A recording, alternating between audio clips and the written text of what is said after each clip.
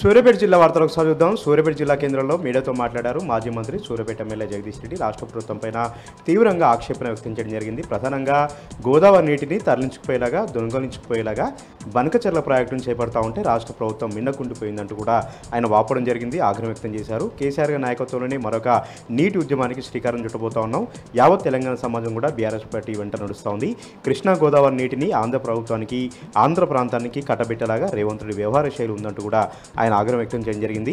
కృష్ణా నీటిని వైఎస్ఆర్ దోచుకుపోతే గోదావరి నీటిని చంద్రబాబు దోచుకెళ్తున్నాడంటూ కూడా జగదీష్ రెడ్డి ఆగ్రహం వ్యక్తం చేశారు.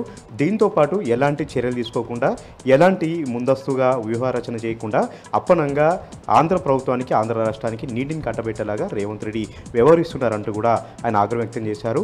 టీడీపీ, కాంగ్రెస్, బీజేపీ పార్టీలన్నీ కూడా తెలంగాణకు అన్యాయం చేసేవే, ఒక్క బీఆర్ఎస్ పార్టీ మాత్రమే తెలంగాణ నీటి హక్కును కాపాడేలాగా ఇప్పుడు కూడా పోరాడుతున్నట్టు కూడా ఆయన మరొకసారి కూడా తేల్చి చెప్పారు. కేసీఆర్ గారి నాయకత్వంలో యావత్ తెలంగాణను ఏకం చేసి మరొక తెలంగాణ ఉద్యమాన్ని నిర్మించినట్టుగా నీటి ఉద్యమాన్ని కూడా నిర్మిస్తాం, నీటి కోసం పోరాడతాం, తెలంగాణ నీటి హక్కుల్ని సాధిస్తామంటూ కూడా జగదీష్ రెడ్డి సందర్భంగా పునరుద్ఘాటించారు.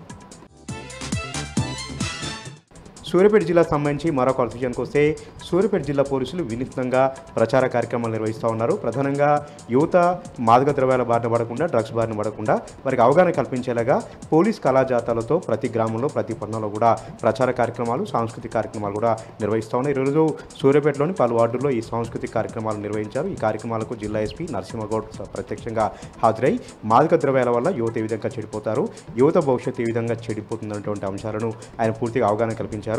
తల్లిదండ్రులు కూడా పూర్తి అవగాహనతో ఉండాలి. విద్యార్థులను ఎప్పటికప్పుడు కూడా కంటికి రెప్పలా కూడా కాపాడుకోవాలి, గమనిస్తూ ఉండాలి. ఎలాంటి మాదక ద్రవ్యాల అనుమానం వచ్చినా వెంటనే పోలీసులకు సమాచారం అందించాలని కూడా ఎస్పీ సందర్భంగా సూచించారు.